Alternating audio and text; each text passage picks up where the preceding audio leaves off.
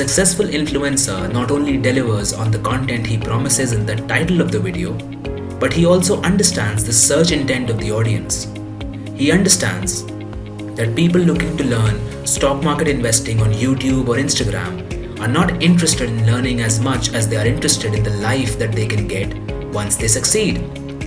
Once they succeed. So, the best way to hook them is to show a glimpse of what can be achieved if only you followed the influencer and clicked on the links he provided to you. But before we blame everything on the influencer, how about we do some introspection?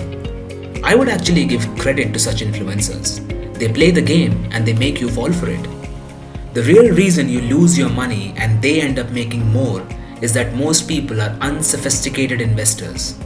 What that means is, most people do not understand the framework of the stock market and tend to rely on second-hand information.